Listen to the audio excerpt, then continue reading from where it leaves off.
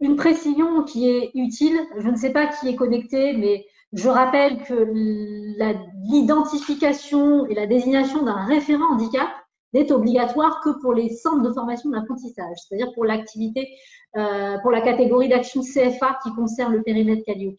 Ceci dit, ça n'enlève pas cette logique d'accessibilité universelle, c'est-à-dire que même si en tant qu'OF, vous n'êtes pas soumis à cette obligation de référent handicap, vous êtes toutefois soumis à cette obligation de logique d'accessibilité universelle. C'est-à-dire que vous devez toutefois entamer cette réflexion qui est quelle est mon offre, quel public je vise, quelles sont mes capacités à accueillir ou pas un public en situation de handicap.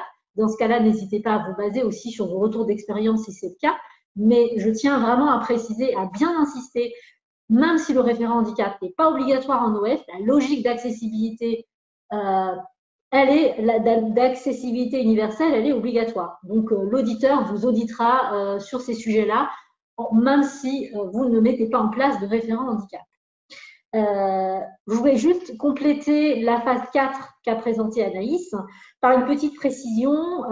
Pour les certifications professionnelles, il y a aussi un sujet qui est dans le cas où le bénéficiaire va se présenter à un examen parce qu'il s'agit d'une certification professionnelle, il y a aussi un sujet qui porte sur les compensations nécessaires à prévoir selon sa situation pour qu'il puisse passer les différents examens ou autres modalités pour valider sa certification.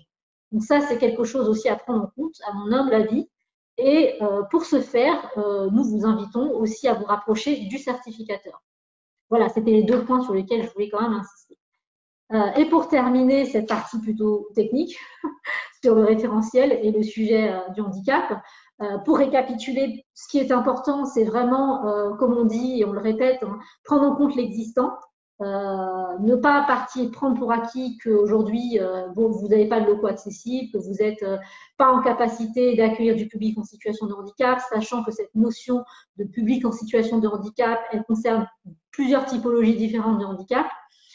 Prendre en compte partir de l'existant, en le prenant en compte, identifier bien vos moyens, les partenaires, les experts, votre réseau, les expériences personnelles, professionnelles de vos collaborateurs, si tant est qu'ils souhaitent les partager, et ensuite bien donner du sens à la démarche. C'est-à-dire que l'objectif là, c'est de pouvoir apporter une réponse à une demande d'une personne en situation de handicap.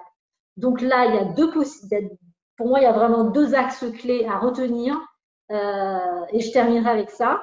Le premier axe, c'est l'ingénierie de formation versus la communication de l'offre.